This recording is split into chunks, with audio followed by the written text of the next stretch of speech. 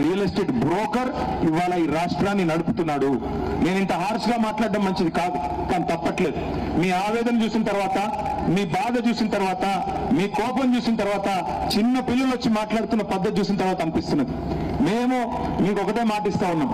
పెద్దలు కేసీఆర్ గారి తరఫున ఒకటే ఒక మాట, 2 ఏళ్లు కాపాడుకోండి మీ భూముల్ని, మీ ఇళ్ళని.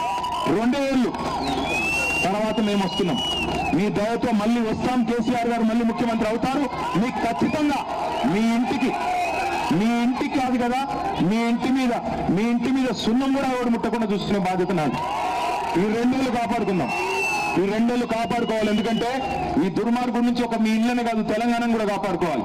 ఈ 2 ఏళ్లు మొత్తం కూలగొట్టడం, విధ్వంసం తప్ప నిర్మాణం తెలియని సన్నాసి ఈ దుర్మార్గం నుంచి, ఈ భూ బకాసురుడి నుంచి, ఈ రియల్ ఎస్టేట్ బ్రోకర్ నుంచి ఈ రాష్ట్రాన్ని కాపాడుకోవాల్సిన బాధ్యత మనందరి మీద ఉంది. మీ అందరితో ప్రార్థన, మీ అందరితో నా రిక్వెస్ట్ ఒకటే, దయచేసి గుర్తుపెట్టుకోండి, ఒక్కడి మీదకి వస్తే మనందరి మీదకి వచ్చినట్టే. మన ఇంట్లో కూర్చుని మనం ఏసీ గదిలో ఉంటే కుదరదు. మనం కూడా రోడ్డు ఎక్కాల్సిందే, సందర్భం వచ్చినప్పుడు పోరాడాల్సిందే. లేకపోతే తెల్లారి బుల్డోజర్ మీ ఇంటికి వస్తుంది. అక్కడెక్కడో కొడుతున్నారు కదా నాకేమి అనుకుంటే కుదరదు. తెల్లారి మీ ఇంటికి వస్తారు. మేమందరం ఎట్లా ఉంటాం, మేము ఎక్కడ పోం.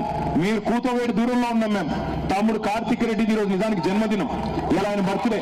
కానీ బర్త్డే రోజు కూడా పండుగ చేసుకునే వాతావరణం లేదు నియోజకవర్గంలో. కాబట్టి నాకేం వద్దు, నేను మీతో పాటు ఎండలో నడుస్తా అని చెప్పి తమ్ముడు కూడా ఇవాళ మీతో పాటు రోడ్డు మీద ఉన్నాడు. నేను ఒకటే కొడతా ఉన్నా, ఆయన ఒక్కడే కాదు, మొత్తం కేసీఆర్ గారి బృందం మీతో ఉంది. కేసీఆర్ గారు మీతో ఉన్నారు.